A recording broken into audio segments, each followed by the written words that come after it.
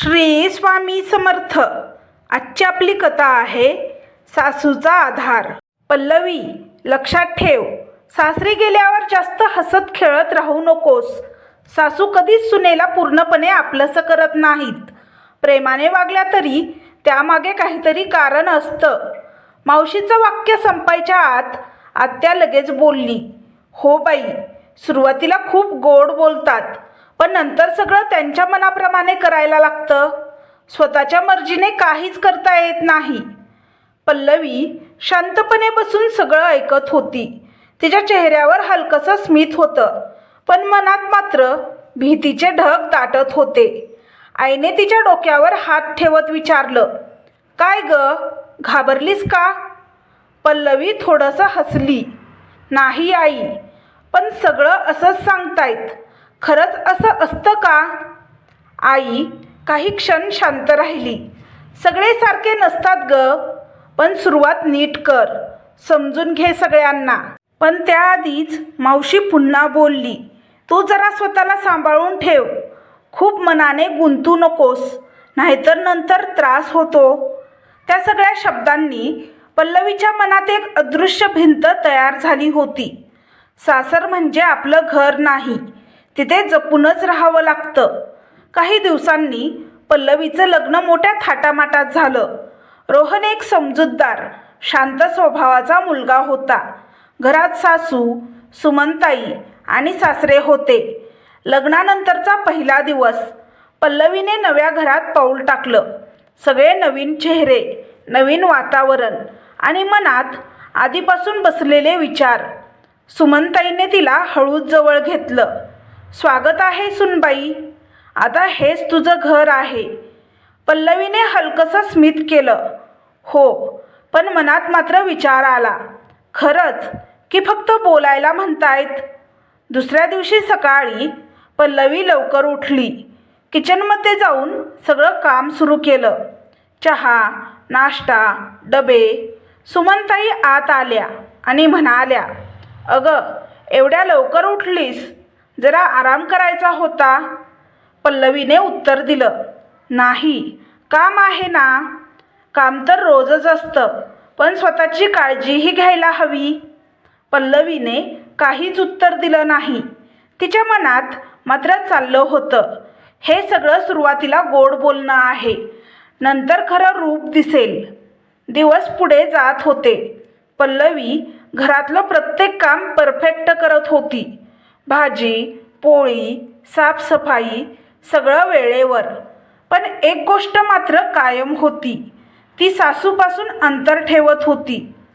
सुमनताई कधी तिच्याशी बोलायला येत, पल्लवी, आज तुझ्या आवडीची भाजी करूया? हां, ठीक आहे.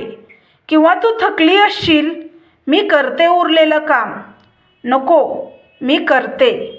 संवाद होत होता, पण मन जुळत नव्हतं. एक दिवस पल्लवी तिच्या रूममध्ये बसली होती.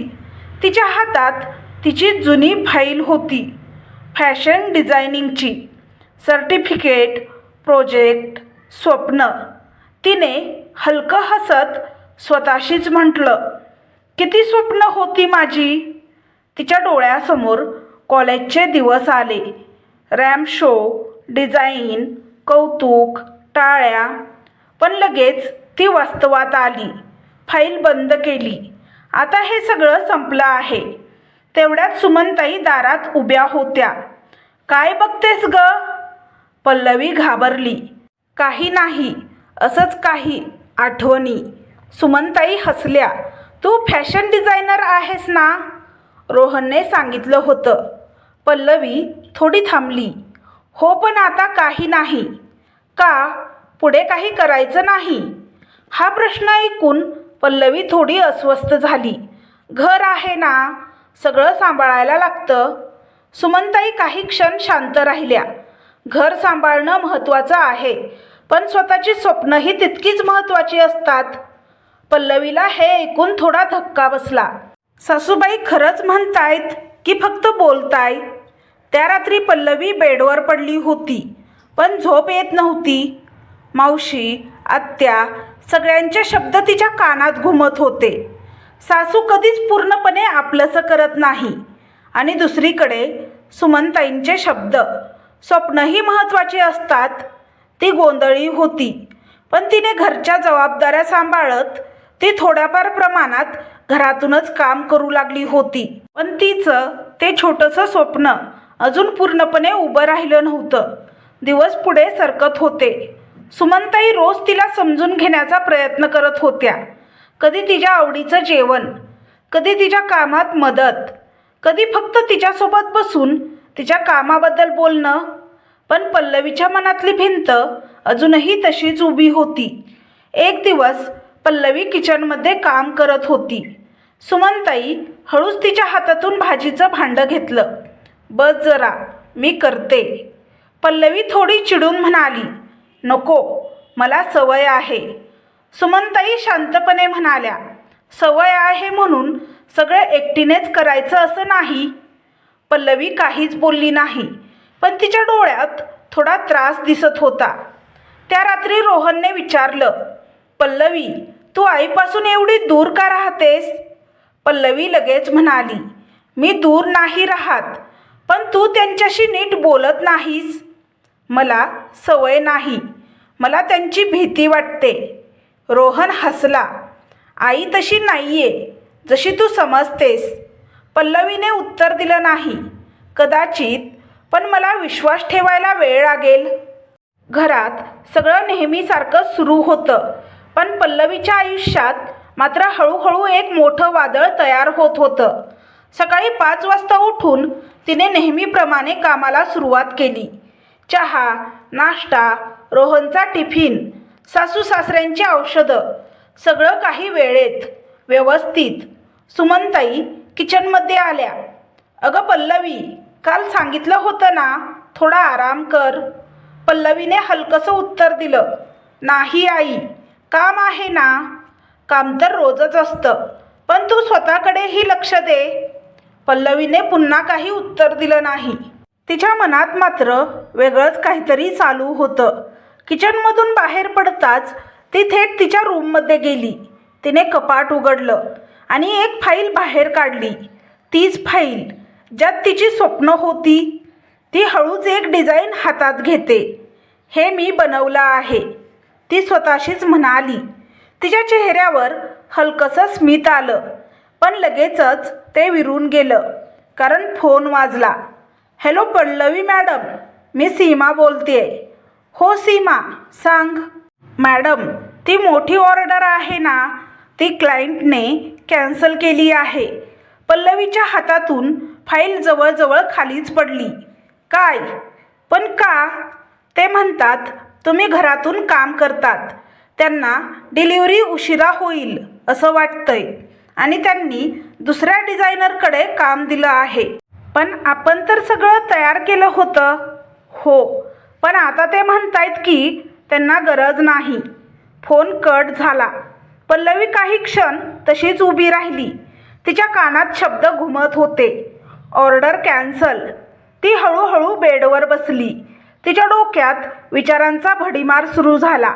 इतकी मोठी ऑर्डर होती, मी किती पैसे इन्व्हेस्ट केले होते, आता ते सगळं काय होणार?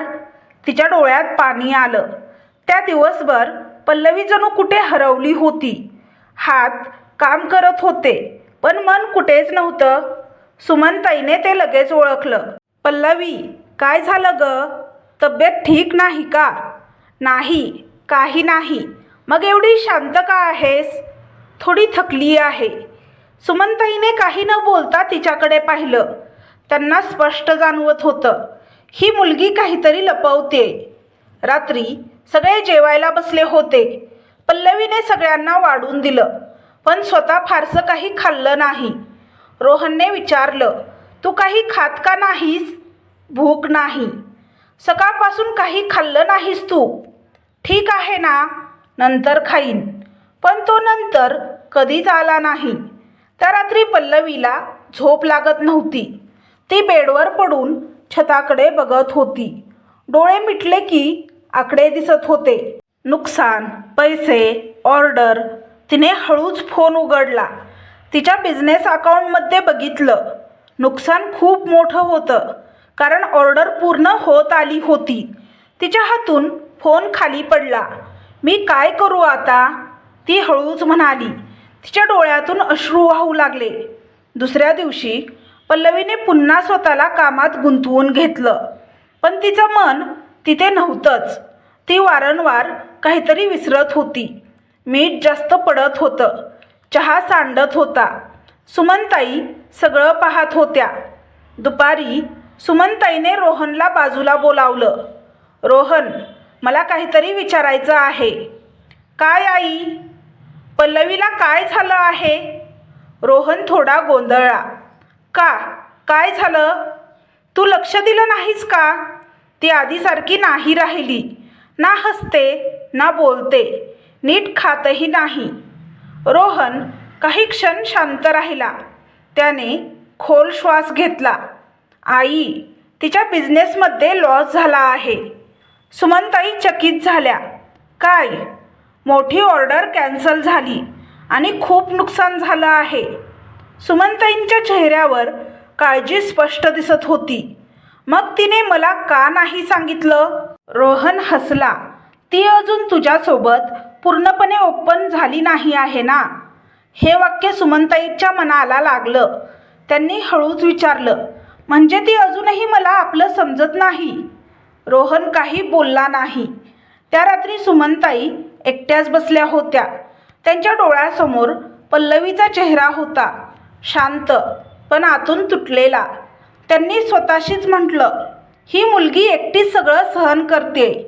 त्यांच्या डोळ्यात हलकसं पाणी आलं. त्यांना त्यांच्या भूतकाळाची आठवण झाली.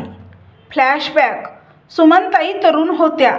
त्यांनाही काहीतरी करायचं होतं, पण परिस्थितीमुळे त्यांना सगळं सोडावं लागलं. त्यांनी हळूच पुटपुटलं, मी माझं स्वप्न गमावलं, पण माझ्या सुनेचं स्वप्न मी गमावू देणार नाही. त्या क्षणीच त्यांनी एक निर्णय घेतला. त्यांच्या चेहऱ्यावर ठाम भाव होते. आता मी तिच्या पाठीशी उभी राहणार. दुसऱ्या दिवशी सकाळ. पल्लवी नेहमीप्रमाणे काम करत होती, पण तिच्या चेहऱ्यावरची उदासी अजूनही तशीच होती. सुमनताई शांतपणे तिच्याकडे पाहत होत्या. आज काहीतरी वेगळं होणार होतं. पल्लवीला अजून माहीत नव्हतं की तिच्या आयुष्यात आता एक मोठा बदल येणार होता. कारण आता सासू फक्त बघणार नव्हती, तर तिचा आधार बनणार होती. घरात सकाळचं वातावरण नेहमीसारखंच होतं, पण आज सुमनताईंच्या मनात एक ठाम निर्णय तयार झाला होता. पल्लवी किचनमध्ये उभी होती, हाताने काम करत होती, पण मन अजूनही तणावात अडकलेलं होतं. चहा उकळत होता, पण तिचं लक्ष नव्हतं. आणि अचानक चहा उतू गेला. अगं पल्लवी, सुमनताई धावत आल्या. काय करतेस ग? लक्ष कुठे आहे तुझं? पल्लवी घाबरली. सॉरी, लक्ष नव्हतं. सुमनताई शांत झाल्या. त्या काही क्षण तिच्याकडे पाहत राहिल्या. आज त्यांनी ठरवलं, आता फक्त बघायचं नाही, बोलायचं आहे. थोड्या वेळाने पल्लवी किचनचं काम आटोपून बाहेर आली. ती हॉलमध्ये बसली, पण तिच्या चेहऱ्यावरचा ताण स्पष्ट दिसत होता. सुमनताई तिच्या शेजारी येऊन बसल्या. पल्लवी, ती दचकली. हो आई, मला तुझ्याशी थोडं बोलायचं आहे. पल्लवीच्या मनात धडधड वाढली. आता नक्की रागवतील.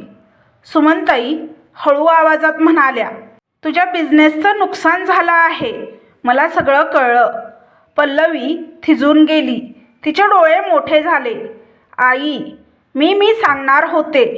नाही ग, सांगायची गरज नाही. मला समजतंय सगळं. त्या शब्दामध्ये राग नव्हता, फक्त काळजी होती. पल्लवीच्या डोळ्यात पाणी आलं. मी खूप मोठी चूक केली. मी सगळं नीट मॅनेज करू शकले नाही. आता सगळं संपलं.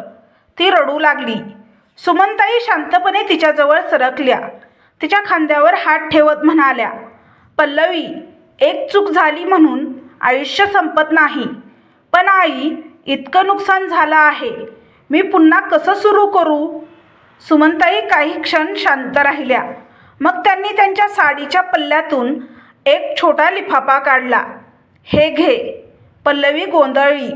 हे काय आहे? उघडून बघ. पल्लवीने थरथरत्या हाताने लिफाफा उघडला. आत पैसे होते, भरपूर पैसे. ती आश्चर्यचकित झाली. आई, हे? सुमनताई हळूच हसल्या. हे माझे सेविंग आहेत. सेविंग? हो, वर्षानुवर्ष साठवलेले, थोडे थोडे करून. पल्लवीच्या डोळ्यात अश्रू आले. पण आई, मी हे कसं घेऊ? हे तुमचे पैसे आहेत. सुमनताई तिच्या डोळ्यात बघत म्हणाल्या, माझ्यासाठी हे पैसे नाहीत, हे तुझं स्वप्न आहे. तो क्षण खूप मोठा होता. पल्लवीला शब्दच सापडत नव्हते. ती फक्त सुमनताईकडे बघत राहिली. सुमनताई पुढे म्हणाल्या, मला माहिती आहे, तू खूप काही सहन केलं आहेस. घर सांभाळलं, सगळ्यांची काळजी घेतली, पण तू आता स्वतःच्या स्वप्नांसाठी जग. पल्लवीचा आवाज थरथरला. मी विचार केला की तुम्हाला कदाचित आवडणार नाही. सुमनताई हलकसं हसल्या. तू मला कधी समजून घ्यायचा प्रयत्न केलास का? हे वाक्य ऐकून पल्लवी शांत झाली. सुमनताईंच्या डोळ्यात हलकसं पाणी आलं. मी पण एकेकाळी खूप स्वप्न पाहिली होती, पण परिस्थितीमुळे सगळं सोडावं लागलं. त्यावेळेस माझ्या पाठीशी कोणी नव्हतं. त्या काही क्षण थांबल्या. म्हणूनच मी ठरवलं आहे, तू तुझं स्वप्न सोडणार नाहीस. पल्लवी रडत म्हणाली, आई, मी तुम्हाला खूप चुकीचं समजत होते. सुमनताईने तिचा हात धरला. गैरसमज होतात ग, पण त्यातून बाहेर पडणं महत्त्वाचं असतं. पल्लवीने अचानक सुमनताईंना मिठी मारली. तिच्या डोळ्यातून अश्रू वाहत होते. आई, मला माफ करा. सुमनताईने तिच्या डोक्यावरून हात फिरवला. माफी मागायची गरज नाही. आता पुढे बघ. त्या क्षणी पल्लवीच्या मनातली भिंत तुटली होती. तेवढ्यात रोहन आत आला. तो थोडा थांबला, कारण त्याने दोघींना एकत्र मिठी मारताना पाहिलं. काय चाललंय इथे? सुमनताई हसल्या. तुझी बायको आता तिचा बिझनेस सुरक्षित पुढे नेणार आहे. रोहन खुश झाला. खरंच? पल्लवीने मान हलवली. तिच्या चेहऱ्यावर खूप दिवसांनी खरं हसू होतं. रोहन म्हणाला, मी तुझ्यासोबत आहे.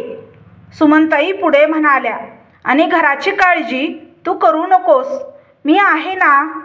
तो क्षण खूप खास होता. एक सासू, जी फक्त सासू नव्हती, तर एक आई होती, एक आधार होती. त्या रात्री पल्लवी शांतपणे झोपली. खूप दिवसांनी तिला शांत झोप लागली होती. तिच्या मनात आता भीती नव्हती, तर एक नवीन विश्वास होता. मी एकटी नाही, माझ्या पाठीशी माझी सासू आहे. सकाळचा सूर्य खिडकीतून आत येत होता आणि त्या कोवळ्या प्रकाशासोबत पल्लवीच्या आयुष्यातही एक नवीन सुरुवात होत होती. कालपर्यंत जिथे मनात भीती, तणाव आणि निराशा होती, तिथे आज वेगळीच ऊर्जा होती. पल्लवी आरशासमोर उभी होती. तिने स्वतःकडे पाहिलं आणि हलकसं हसली. मी पुन्हा सुरू करू शकते, ती स्वतःशीच म्हणाली. किचनमध्ये सुमनताई आधीच काम करत होत्या. पल्लवी आत आली. आई, तुम्ही मला उठवलं का नाही? सुमनताई हसल्या. आज तुला झोपायला हवं होतं. तुझ्या आयुष्याची नवीन सुरुवात आहे आज. पल्लवी थोडी थांबली. तिच्या डोळ्यात कृतज्ञता होती. आई, तुम्ही नसता तर. बस ग, आता भावूक होऊ नकोस, कामाला लाग. मोठी डिझायनर आहेस तू. दोघी हसल्या. त्या दिवसापासून घरात एक नवीन बदल दिसायला लागला. सुमनताई घराची पूर्ण जबाबदारी घेऊ लागल्या. पल्लवीला वेळ मिळू लागला. रोहन तिच्या कामात मदत करू लागला. पल्लवीने तिचं जुनं काम पुन्हा सुरू केलं. तिने तिचे डिझाईन्स बाहेर काढले, नवीन कल्पना तयार केल्या. पण सुरुवात सोपी नव्हती. पहिल्या काही दिवसात ग्राहक मिळत नव्हते. जुने क्लायंट परत येत नव्हते. काही लोकांनी तिला नकार दिला. एका दिवशी पल्लवी खूप निराश होऊन बसली होती. कदाचित मी हे करू शकणार नाही, ती हळूच म्हणाली. सुमनताई तिच्या जवळ आल्या. काय झालं? कोणीच ऑर्डर देत नाही. सुमनताई शांतपणे म्हणाल्या, यश लगेच मिळत नाही, पण प्रयत्न थांबवले तर नक्कीच मिळत नाही. त्या पुढे म्हणाल्या, तू आधीही हे सगळं केलं आहेस, तुला जमेल. त्या शब्दांनी पल्लवीला पुन्हा ताकद मिळाली. दिवस जात होते. पल्लवी हळूहळू तिचं काम सुधारत होती. तिने सोशल मीडियावर तिचे डिझाईन्स पोस्ट केले. नवीन लोकांशी संपर्क साधला. छोट्या छोट्या ऑर्डर घेऊ लागली. एक दिवस तिचा फोन वाजला. Hello Pallavi madam. हो, आम्हाला तुमचे डिझाईन्स खूप आवडले. आम्हाला एक मोठी ऑर्डर द्यायची आहे. पल्लवी काही क्षण शांत राहिली. खरंच? हो, पण ऑर्डर कन्फर्म करण्यासाठी तुम्हाला अर्धी पेमेंट लगेच करावी लागेल, पल्लवी म्हणाली. ग्राहकाने लगेच होकार दिला व पेमेंट केलं. फोन कट झाला. पल्लवीच्या डोळ्यात आनंदाश्रू आले. ती मनात म्हणाली, आता मी बिझनेसमध्ये नुकसान होऊ देणार नाही. मी नवीन नवीन पद्धती शोधेल, त्याने माझा बिझनेस पुढे जाईल. आणि ती धावत किचनमध्ये गेली. आई, सुमनताई घाबरल्या. काय झालं? पल्लवी आनंदाने म्हणाली, मला मोठी ऑर्डर मिळाली आहे. सुमनताईंच्या चेहऱ्यावर अभिमान दिसत होता. मला माहीत होतं तू नक्की करशील. रोहनही आला. Wow, proud of you. त्या दिवसानंतर पल्लवीचं आयुष्य बदलायला लागलं. तिचा बिझनेस वाढू लागला. तिचं नाव लोकांपर्यंत पोहोचू लागलं. लोक तिचं कौतुक करू लागले. एक दिवस एक मोठा फॅशन इव्हेंट होता. पल्लवीला तिचे डिझाईन सादर करण्यासाठी बोलावलं होतं. ती स्टेजवर उभी होती. लाईट्स, कॅमेरा, लोक. तिचं मन भरून आलं. होस्टने विचारलं, पल्लवी मॅडम, तुमच्या यशामागचं रहस्य काय आहे? पल्लवी काही क्षण शांत राहिली. तिने प्रेक्षकांमध्ये बसलेल्या सुमनताईंकडे पाहिलं आणि हसत म्हणाली, माझ्या यशामागे एक व्यक्ती आहे, जिने मला कधीच एकटी पडू दिलं नाही. ती पुढे म्हणाली, माझ्या सासूचा आधार. सगळे टाळ्या वाजवू लागले. सुमनताईंच्या डोळ्यात अश्रू होते, पण ते आनंदाचे होते. इव्हेंटनंतर लोक सुमनताईंना भेटायला आले.